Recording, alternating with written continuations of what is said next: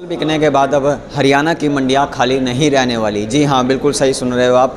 जो किसान अपनी फसल बेचकर जो घर पर रह रहे थे, अब ऐसी मंडियां अब किसानों के लिए लगातार भरने वाली है हरियाणा की मंडियों के लिए, क्योंकि ऐसी पहल शुरू की गई है हरियाणा के मार्केटिंग बोर्ड के चेयरमैन आदित्य देवीलाल जी द्वारा। तो मेरे साथ इस समय वो स्वयं मौजूद हैं। आदित्य जी, बहुत बहुत स्वागत है। बहुत बहुत धन्यवाद आपका भी जी। हरियाणा की तरफ से ऐसा क्या करने वाले हो कि जो हरियाणा की मंडियाँ हैं वो पूरी तरह से भरने वाली हैं? देखिए, हरियाणा का किसान किस तरीके से मजबूत हो, उसे अच्छे दाम मिले, चाहे वो फल उगाने वाला किसान हो, चाहे वो सब्जियां पैदा करने वाला, चाहे वो अनाज पैदा करने वाला। ये तभी संभव है जब हम उसके जो पैदा किए हुए फसल के अच्छे दाम उसको दिलाएं, तो वो मजबूत होगा। हर राज्य में अलग फसल चक्कर है, भौगोलिक परिस्थिति, क्लाइमेट कंडीशंस, ये तमाम चीज़ें निर्भर करती है कि किस राज्य में क्या फसलें हों। जो राज्य में जो फसलें हैं, जो किसान बोते हैं, उन राज्यों में उन फसलों के दाम बहुत कम होते हैं। बिल्कुल।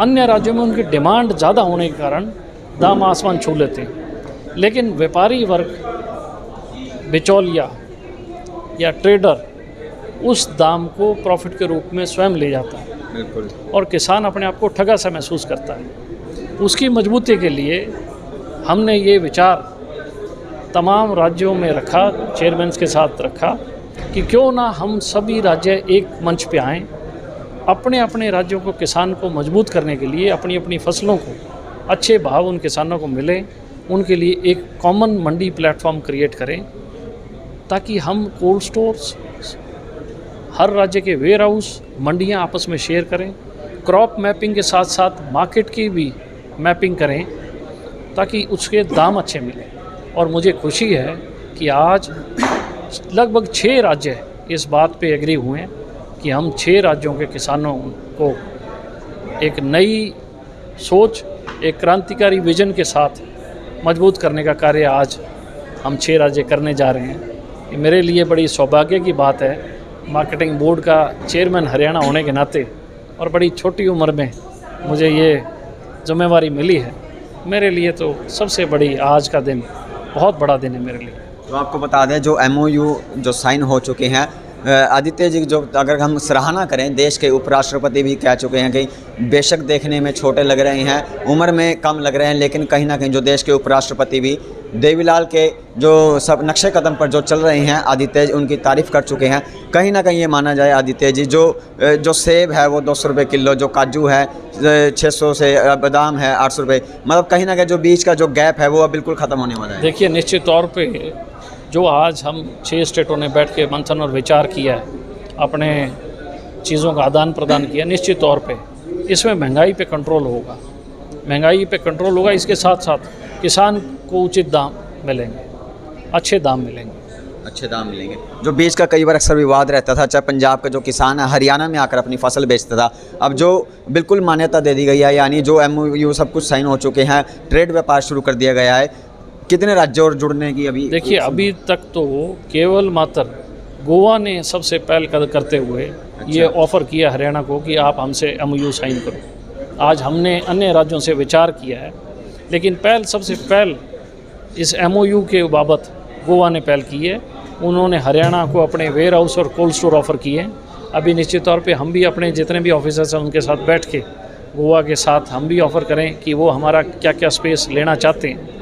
तो ये एक नया क्रांतिकारी कदम आज के दौर में जिसकी ज़रूरत थी, वो हमने उठाने का काम किया है।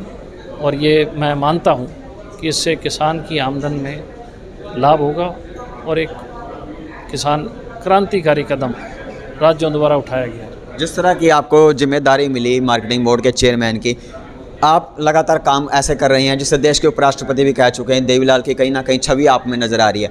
देवीलाल परिवार की हम बात कर लेते हैं। 2 परिवार ऐसे हैं जो देवीलाल के परिवार के नाम पर आज राजनीति कर रहे हैं, चाहे वो हरियाणा सरकार में भागीदारी रख रही हो, डिप्टी CM दुष्यंत चौटाला हैं, गठबंधन के साथ हरियाणा सरकार चल रही है, इस समय राजस्थान में चुनाव प्रचार लग रहे हैं। कहाँ देखते हैं, आपको क्या लगता है भी जिस तरह लगातार कहीं ना कहीं जो बीजेपी और जेजेपी के बीच कहीं ना कहीं दरार भी नज़र आती है? देखिए, चौधरी देवीलाल बहुत बड़ी शख्सियत है। आज भी लोग उन्हें बड़े आदर और सम्मान के साथ याद करते हैं। किसानों के लिए बहुत उन्होंने काम किया। मैं ये मानता हूँ कि सभी परिवार के सदस्य चौधरी देवीलाल का नाम से राजनीति कर रहे हैं। ये तो जनता ने तय करना है कि कौन विचार लेके जा रहा है, कौन किसानों की बात उठा रहा है, कौन किसान के लिए काम कर रहा है। ये जनता का विषय है, क्योंकि आज के दौर में लोग जागरूक हैं और जागरूक होने के नाते लोग ये बात भी भली भांति जानते हैं कि असल में चौधरी देवीलाल के नाती पारिवारिक सदस्य होने के नाते उन्हें क्या काम करने चाहिए, किस काम से चौधरी देवीलाल जाने जाते थे। तो ये सवाल तो मैं जनता के बीच में रखूँगा। तो गठबंधन की बात चल रही है, तो चौधरी देवीलाल के कामों के ऊपर बात चल रही है। डिप्टी सीएम दुष्यंत चौटाला कहीं ना कहीं उचाना सीट को लेकर लगातार विवाद में रहते हैं, क्योंकि जो वीरेंद्र सिंह है, चौधरी वीरेंद्र सिंह बीजेपी में है और साफ तौर पर कह सके हैं भी अगर वीरेंद्र सिंह का साफ तौर पर कहना है कि अगर दुष्यंत चौटाला सत्ता में रहे, भागीदारी रही हरियाणा सरकार में, तो वो कहीं ना कहीं भाजपा को अलविदा कह देंगे। देखिए, ये तो चौधरी वीरेंद्र सिंह जी के विचार हैं। मेरी तो जितनी उम्र है उतनी उम्र तो उन्होंने राजनीति में गुजारी है, तो ये तो उनके विचार हैं कि वो क्या समझते हैं क्या नहीं। रही बात गठबंधन की, तो ये हाईकमान का सब्जेक्ट है, उन्होंने तय करने हैं। दूसरी बात, आपने सवाल किया उचाना का, तो उचाना के लोग इंतज़ार कर रहे हैं। अब देखो आगे क्या फैसला करते हैं। उचाना के साथ साथ हम बात कर लेते हैं लोकसभा चुनाव की। 2024 में लोकसभा चुनाव भी होने हैं। तमाम प्रयास, जो तैयारियां हैं जो सरकार की तरफ से चल रही हैं, कहीं ना कहीं यह माना जा रहा है कि जिस तरह के जो मार्केटिंग बोर्ड के कार्य हैं देख रही है हरियाणा सरकार, हिसार लोकसभा क्षेत्र के लिए आपको कैंडिडेट उतार सकती है मैदान में। कितने तैयार हैं? ऐसा विषय है मेरे संज्ञान में तो नहीं है। चर्चाएँ चल रही हैं लगातार, चर्चाएँ चलती रहती हैं। अगर चर्चाएँ चलेंगी तो रोज़ नई खबर बनेगी, तो ये चर्चाएं चलती रहती है। बाकी मैं भारतीय जनता पार्टी का सिपाही हूँ और किसान के लिए काम कर रहा हूँ। मैं 10 साल भारतीय जनता पार्टी में मुझे हो गए हैं। मैं ज़िले का प्रधान भी हूँ और मैंने हमेशा ही किसान की बात रखी है, बड़ी मजबूती से रखी है और थॉट के साथ रखी है, और उसको किस तरीके से क्रियान्वित करें इस विचार और विजन के साथ रखी है। अगर अब बात करें, वही एक बार फिर मैं दुष्यंत चौटाला के पास चल पड़ते हैं। राजस्थान में चल रही हैं, चुनाव प्रचार कर रहे हैं इस समय हरियाणा को छोड़कर। कहा जा रहा है भी जो राजस्थान की सत्ता की चाबी ये लेकर चल रही हैं। क्या लगता है भी हरियाणा में तो गठबंधन में चल रही हैं, वहाँ पे सत्ता की चाबी के साथ खोल देंगे? ऐसे है, यहाँ पे पक्की ज़मीन है हरियाणा में, तो पक्की ज़मीन में अगर चाबी गिर जाए तो मिल जाती है। वहाँ टिपे हैं, चाबी गिर गई तो मिलेगी नहीं। अच्छा, तो आप सुन सकते हो जो साफ तौर पर कहना है कि आदित्य देवीलाल जी का भी जो दुष्यंत चौटाला के ऊपर लगातार इन्होंने कहीं ना कहीं जो अपनी निशाना साधते नज़र आ रहे हैं। तो फिलहाल हरियाणा सरकार की तरफ से बड़ी पहल की गई है आदित्य देवीलाल जी की तरफ से। तो फिलहाल आप खबर को जरूर शेयर करते रहें।